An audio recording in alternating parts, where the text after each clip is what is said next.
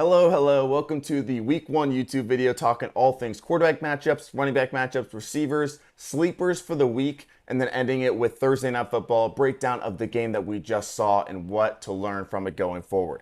So starting off with these graphs, the quarterback matchup graph. We're going to get 4 sections for all of these. And when we're comparing players, it is that player compared to themselves. So we're not comparing Mahomes' ceiling and has a low ceiling compared to Russell Wilson, where it says he has a high ceiling. It's the players that are compared to themselves. So Mahomes against Baltimore had a little bit of a lower ceiling. We kind of saw that played out. He's incredible, so he's still going to that high floor, but maybe a little bit of a lower ceiling. So looking at this graph as a whole, the guys that do have a higher ceiling and a higher floor, there's this section right here. Anthony Richardson is set up perfectly, really, because we saw him play this Houston team last year. And what happened? He had 2 quarters and he had 2 rushing touchdowns. Houston was last against rushing quarterbacks last season. Not too much has changed because we got the same head coach who is the defensive guy. He's running this defense. They're going to give up a little bit on the ground to quarterbacks, and they'll make it up in other areas. That's fine for them, but it's great for fantasy football purposes. Moving to Daniels, he's in this section as well, but also it is his first ever start. It usually doesn't go amazing for first-year quarterbacks. He's set up well, and he runs the ball, so if you need to start him, because I wouldn't see this is the peak Jaden Daniels that we're going to see. Jordan Love, going against this Philadelphia team, he's all the way on the right here. Eagles were last against quarterbacks last season. It is a new DC. It's a new team. But still, they're going to be worse than average at least. He's a solid guy. It's not going to be the 2023 Eagles. They obviously drafted a couple new corners there, but still not incredible. Nothing to scare you off from a guy like Jordan Love. This section right here of Jackson, Burrow, Dak, we saw with Jackson tonight. They're still startable guys. I'm not saying that these guys in the yellow are guys that, we can't start them anymore. Just, again, comparing it to the player themselves. So Lamar tonight. There's also a lot of other context to this because this is last year's stats. So that's all we can use right now. But we can look at other tendencies like Lamar going against that man coverage. Say, he's probably going to scramble a lot tonight. And then he has like 15 carries for 150 rushing yards, whatever he had. So Burrow, Dak, not the greatest matchups in the world, but they're still going to get good volume. They can still do plenty fine. Purdy, on the other hand, he set up horribly. I know this is last year, but the Jets defense is still very good. They still have their entire secondary there.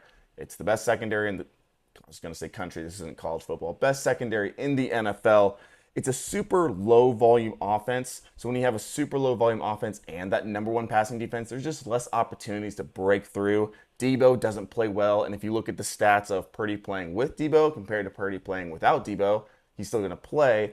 But Debo is a big part of Purdy's game. So taking Debo out of the equation just a little bit when they're in those man coverages and a really good corner on him, it just doesn't really set him up well for success. And same in that game, to a lesser extent, is Aaron Rodgers. And looking at this running back graph, there's 2 guys that I want to start with. It's Kenneth Walker and it's James Cook. Because 1, their matchups are incredible. Based on last year, Denver was 32nd, even after that 70-point blowout second half of the year. Still last. James Cook against Arizona, they were 31st. They were not much better than the Broncos. And the volume is not the problem with these guys. Their efficiency is amazing. Running the ball, especially with Walker, receiving more with James Cook. But I feel like everyone forgets about how good Kenneth Walker's goal line tendencies were in this offense. First half of the season, he was leading the NFL in goal line work. And then the second half of the season, he had that little injury, came back, but Seattle just wasn't getting to the goal line. So he barely had any attempts. I think he had like 1 in the second half of the year. They just got to get down there. And the new OC, they love him. Head coach, they love him. They want to make Kenneth Walker that bell cow back. There's so many reports saying that, and I feel like it's kind of just being something that's overlooked. The talent, again, not the problem. He's top 3 in efficiency in basically every stat. So when we get guys like James Cook and like Kenneth Walker that are great, efficient backs and what hopefully is good offenses, especially in Buffalo at least, and then you put them in these matchups, that's the week 1 surprise is, Kenneth Walker might be an RB1. James Cook might be an RB1. More Kenneth Walker for me. But still, we're getting that type of level. Achane, another guy that I think people were like, he was more boom bust.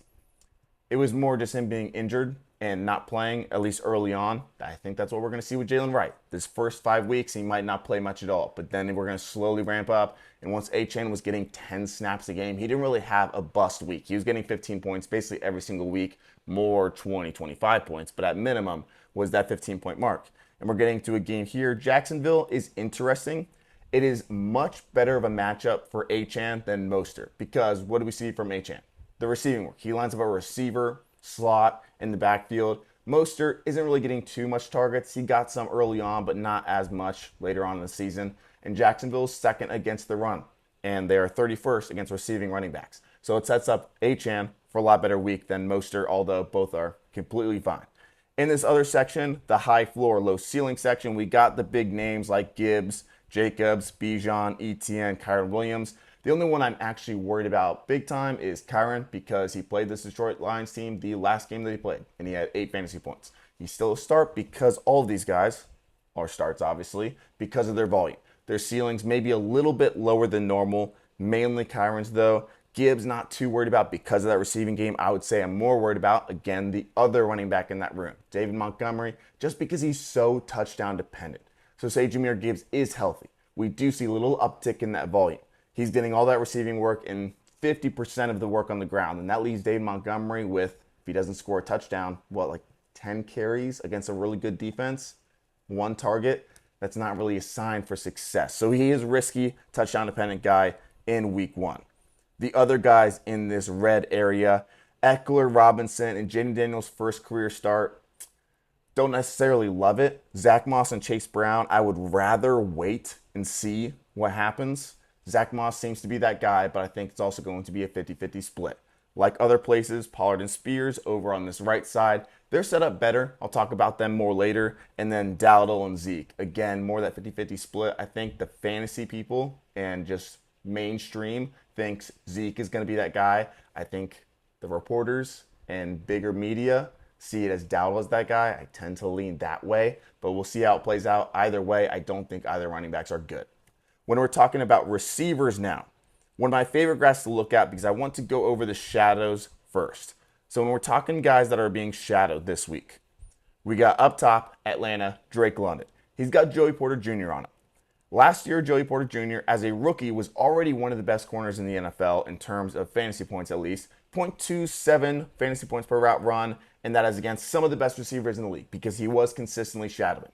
Usually the average is closer to, say, like 0.35, 0.4. So he was at 0.27 against some of the best receivers. Good thing is, he doesn't move into the slot. And Drake London in this new offense is expected to play a decent bit out of the slot. He's not going to be a slot receiver, but similar to like how JJ was used in Minnesota, how a guy like Puka, that's a better example actually, Puka in LA, where his coach is from, he's an outside receiver, but we also see Puka get into the slot about 30% of the time. That'll give London some more space there as well. So not too worried about that one. Another one, rookie from last year, Christian Gonzalez against Jamar Chase. Gonzalez was amazing in a very, very short sample size. The Patriots don't have much.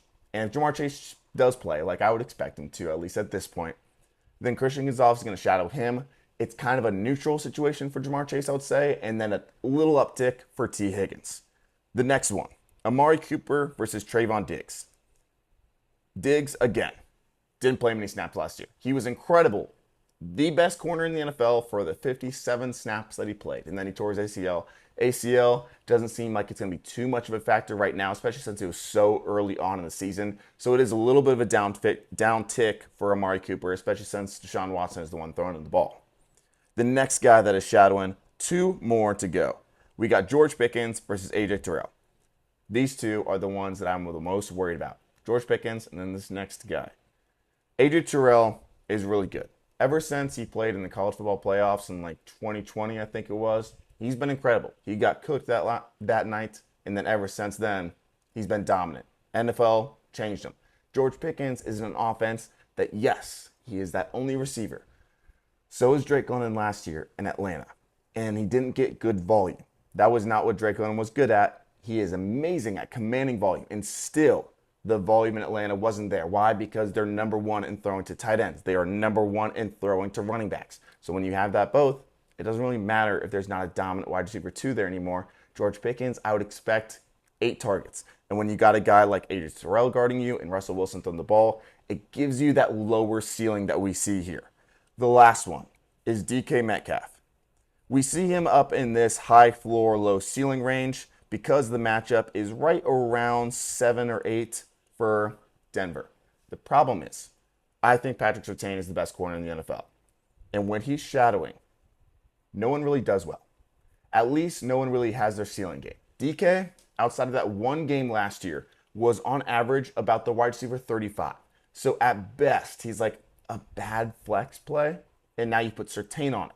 The good thing is this offense does have some untapped potential because of the Washington offensive coordinator that's coming in. The passing looks like it could improve. The other thing, though, is what now we get into my sleepers. And we are going to talk about Tyler Lockett, JSN, and DK because Lockett is falling off. DK hasn't really moved up. He's a great receiver. He hasn't been an elite receiver. And then we get JSN, first round pick last year, coming out of the slot, and he improved throughout the season last year. Shane Waldron is gone. They bring in a new offensive coordinator that did great things. Jalen Polk, just taken in the second round by the Patriots, was the slot receiver in Washington. When Madunze was outside, that's what we kind of expect DK to do. But when Patrick Surtain is guarding Madunze, you throw to Jalen Polk. So that's my number one sleeper to start off this list is JSN. Continuing with sleepers, going from the deepest to the most shallow. So next is Chris Godwin. Last year, he was barely a wide receiver 3, and he was playing outside in this Dave Canales offense. The offense was great, but Godwin, he wasn't at his best. But now he moves back into the slot, which is where he wants to be, where he's been best throughout his career. Specifically, the 2 years prior, yes, it was with Tom Brady, but top 15 receiver both times. He's in his best in the slot. And who does he get week 1 back in the slot? The worst slot defense in the NFL, the Washington Commanders. They're also worst against the outside. Yes, it's going to be great for Mike Evans. But Chris Godwin as the sleeper. They draft Samers still out of Michigan. He's a great corner, but still it's his first ever career game, and he's a nickel corner. He is not supposed to be this man-to-man dominant outside guy like you think you drafted in the first round with a Sauce or Patrick Surtain out of college. It's still a nickel corner, first game in the NFL. Godwin is a Pro Bowler. I like him in this matchup a lot. Next is Jerome Ford. Simply because I think people are legit sleeping on him. I think people see him as that RB3 because he was drafted as an RB3. He was drafted as an RB3 because Nick Chubb exists. Nick Chubb is out, though. In his games, I saw this from Mike Clay today. In his games where he didn't have Chubb there, or Chubb, I think it counts the game where he was injured in the first quarter, but 75% of his games, he was an RB2 or better. So even as a flex play, if you're having a flex play of a guy that 75% of the time he's an RB2, that's a good start. I know it's a hard defense, but also you got to think you got Trayvon Diggs on Amari Cooper. You got Watson throwing the ball. Not that great. They're going to run the ball. They have a really good offensive line to kind of discount that defensive line being so good. The offensive line can carry him. He's an RB2 this week, in my opinion. So next are these Titans running backs. We got Pollard drafted as an RB3, Spears as more as that RB4, but both are great in the receiving game. The Bears are not good against receiving running backs. They are actually horrible, 2 times worse than anybody else in the NFL. The Jags were 31st. They had 2.8 points per game over that expected allowed to receiving running backs. The Bears had 6.5. So if you would expect on average, Spears gets 3 for 30 in the air, Pollard gets 3 for 30 in the air. Well, that's about 6 fantasy points. And then you add in 3 more at minimum against good receiving backs. So right there, we're at close to 10 receiving fantasy points. That's kind of what we'd expect. And then you add in the rushing from there. That's why they are worthy of a flex, in my opinion. It's not the most ideal play because we haven't seen them. It's just potential. But still, receiving floor is right there. The Bears are going to pressure the quarterback. 5th best in the NFL last season. The Titans are projected to be 32nd when it comes to that. That means even more checkdowns. And the last 2 guys are running backs that are very similar. They're kind of that RB3 range in terms of ADP, but they're the only 2 in that range that really have bell cow volume potential. That's Javonte Williams and Ramondre Stevenson. It can get a little ugly. Javonte, it was the knee. It wasn't really a 1-year injury. This was expected for his efficiency to be really bad. Early on in his career, his efficiency was amazing. He was looking like the next guy. And this Denver offense, amazing for running backs. They're first in running back targets. That isn't going to change, especially with Bo Nix coming in. So if Javonte gets his efficiency back a little bit and that volume stays, if it was what it had last year, you'd expect his volume to be bad last year. His volume wasn't the problem. It was the efficiency. So his volume stays the same. It's a better offense for him, and his efficiency starts to climb. That's where we talk ceiling. Ramondre, it's a little uglier. It's more guarantee of a volume, I would say. Zeke is gone. He's got that goal line work, I think. He's got the receiving work. Gibson comes in, but I think the absence of Zeke is bigger than the addition of Antonio Gibson. The defense isn't anything to be super scared of, but still, it's the NFL. Anything can happen, even with Jacoby Brissett as your quarterback. So having a guy that can get 15 to 20 touches at running back, that's worthy of a flex play every time. In a quick breakdown of this Thursday night football game, starting with the Ravens and then going to the Chiefs.